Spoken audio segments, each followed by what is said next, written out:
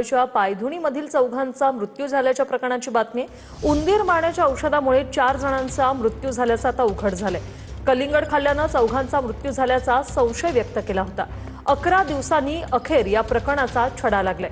26 तारखेच्या अवघ्या काही तासांच्या अंतरात डोकाडिया कुटुंबातील चौघांचा मृत्यू झाल्याने खळबळ उडाली होती। चौघांनी रात्री कलिंगड खाल्लं होतं, त्यामुळे कलिंगड खाल्ल्याने मृत्यू झाल्याची शक्यता वर्तवली जात होती। 26 तारखेला अब्दुल्ला डोकाडिया, त्यांची पत्नी नसरीन, आयशा आणि झैनब यांचा अचानक मृत्यू झाला। कृष्णा सोनारवाडकर आमचे प्रतिनिधी आपल्यासोबत फोन लाईनवरून जोडलेले आहेत। कृष्णा, उंदीर मारण्याच्या औषधामुळे मृत्यू झाल्याचं कळतंय, काय अपडेट?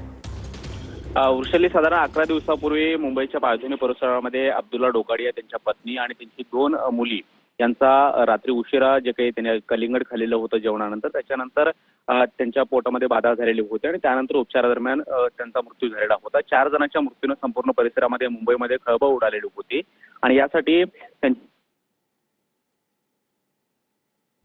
हे एफडीए आणि इतर ठिकाणी तपासण्यासाठी पाठवण्यात आलेले होते आणि त्यामध्ये आता झिंक फॉस्फेट म्हणजे उंदीर मारण्याच्या औषधाचं जे काही नमुन्यामध्ये जे औषध आहे ते सापडलेलं आहे। मात्र ते त्या कलिंगडामध्ये कसं आलं किंवा त्यांच्या जेवणामध्ये कसं आलं, त्यांनी स्वतःहून ते टाकलेलं होतं किंवा इतर काही त्याचा शोध घेण्याचा प्रयत्न पोलिसांकडे केला जातो आहे। सध्या तरी झिंक फॉस्फेट हे उंदीर मारण्याचं औषध त्यांच्या जेवणामध्ये आणि कलिंगडामध्ये सापडल्याचं सूत्रांकडून कळतं आहे। मात्र ते तिथं कसं आलं, अब्दुल्ला डोकाडिया आणि परिवाराला कुठली समस्या होती का जेणेकरून त्यांनी ही आत्महत्या केलेली आहे किंवा आणखी काही त्यामध्ये अँगल आहे, याचाही देखील पोलिसांकडे तपास केला जातोय। जे मार्ग पोलिसांनी अपघाती मृत्यूची नोंद करून या सगळ्या प्रकरणाच्या तपासाला सुरुवात केलेली होती आणि आता पोलिसांना हे झिंक फॉस्फेट नेमकं त्यांच्या कलिंगडामध्ये किंवा जेवणामध्ये कशा पद्धतीने आलं, कुठून आलं, हे शोधणं मोठं आव्हान असणार आहे। विशाली, धन्यवाद कृष्णा, तुम्ही दिलेल्या या माहितीसाठी।